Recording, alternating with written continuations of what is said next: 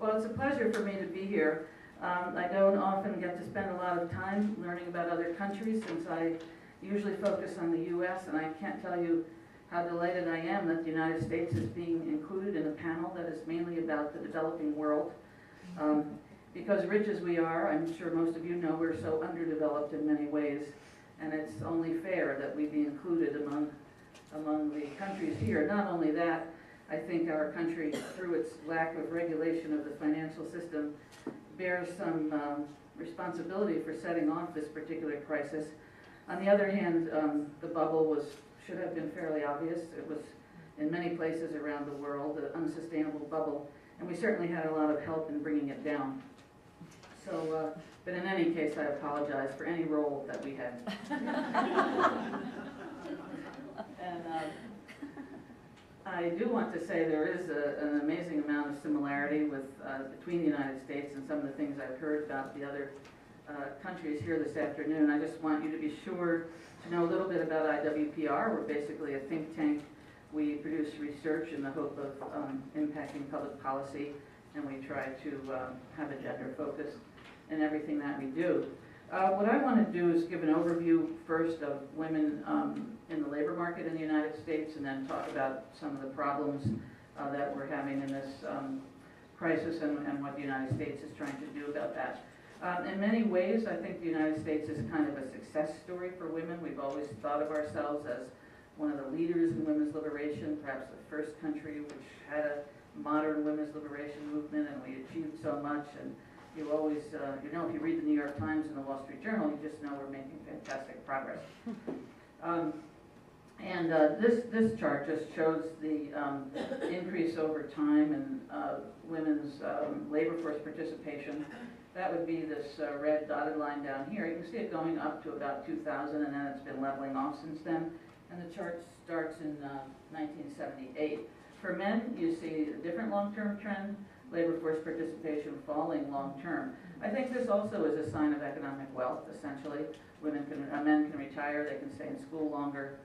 We do have people that are out of the labor market, not of their own accord, but I think in general this long-term trend is a sign of increasing wealth. Employment to population ratios for men are a little, this excludes unemployment, and it's a little more volatile with the business cycle.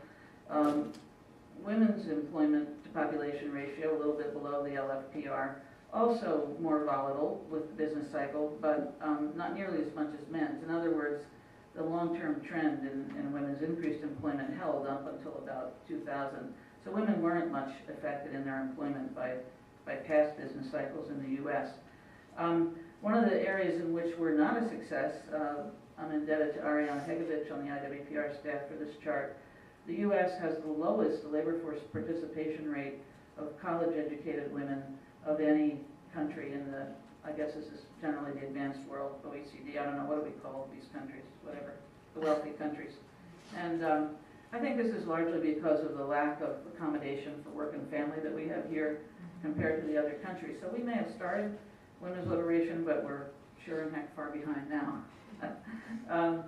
This is showing you some racial differences in the U.S. Of course, the United States has a very diverse population, perhaps more diverse than almost any other country in the world, and we have, the averages hide a lot of differences, and I'm fond of Robert Reich, former Secretary of Labor, who used to say, on average I'm okay, but one of my feet is in boiling water and the other one is in freezing water. It doesn't mean that much, and so we want to try to look at these other groups. So for African American women, compared to all women's labor force participation, we can see that that's a bit higher than it is for all women. And for African American men, it's quite a bit lower. These men may be in the informal labor market. Many of them are in jail. We have the highest incarceration rate in the world now, bar no other country. We used to be able to point to Russia, I think, is worse than us, or maybe South Africa, but no, we're now the world leader. And so that is a problem.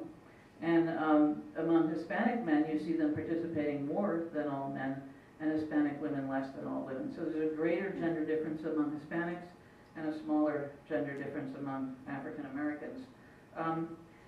This is looking more at the employment to population ratios and the labor force participation ratios just since the last business cycle. these blue columns are the two business cycles.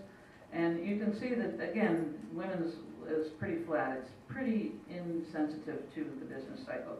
Men's is more sensitive, especially it's these light lines that are the employment to population ratios, falling steeply for men here in this recession, and falling a little bit for women as well, not quite as steeply, but this is the first time ever that we've seen this big a dip in women's employment to population ratios. Why? Because in the U.S. we've had this secular increase of women going into the labor market. I like to say women are voting with their feet. And also they work in different sectors than men, which in general tend to be more insensitive to the business cycle, more steady. This is some data that you can't read, and neither can I, about unemployment. I'm not exactly sure what order these slides are in. This is kind of my fault. But we do have now about 13 million unemployed in America, so I was interested in that number as compared to China, where China has 20 million migrants, just the migrants unemployed, and 15 million new BAs each year. Thank goodness we don't have that.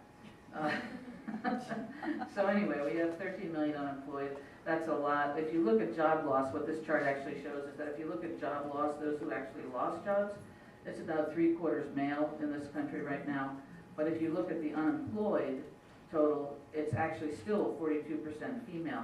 Why is that? Because women are the disproportionate share of the new entrants and the job leavers and re-entrants.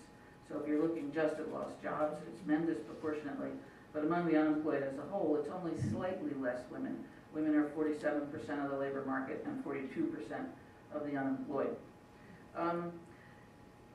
We also have very high rates of unemployment among female-headed households.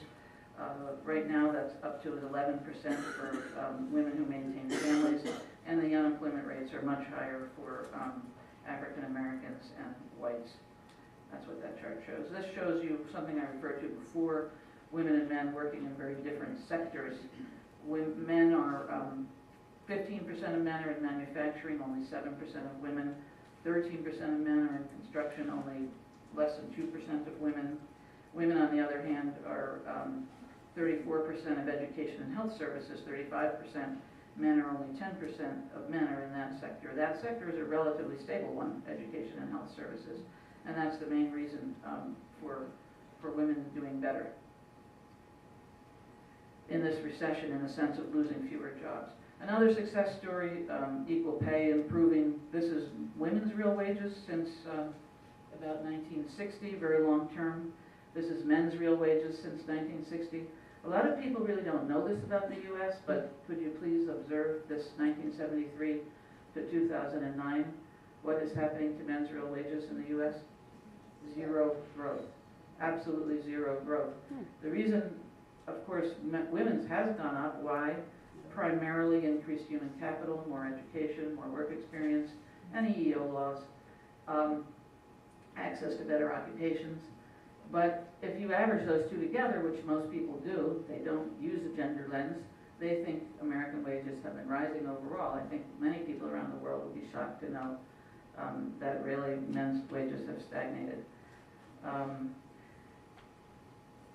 And one of the things I wanted to point out again about our diversity, this looks at men and women who have less than a high school education. You can see how steeply men's real wages have fallen in this education group. Again, women's have been rising recently, but after a dip. So women's are pretty level, men's have fallen steeply. So we have a much less good return to those who are less well educated in America than we used to have. In other words, they are losing out. Here's the college-educated men, they're gaining, and the college-educated women are gaining. So all the gains among men have come only to the highly educated workers. I wanted to comment about the current crisis. I mean, in this crisis, we are seeing a typical pattern that unemployment is worst among minorities, worst among the less skilled. But there are also, in terms of unemployment, I haven't had a chance to look at it all, but we're also seeing a fairly big impact on new college graduates and young people. And that's not always typical. I wanted to comment on that added worker phenomenon that you saw in the other countries. I forget which of you pointed that out.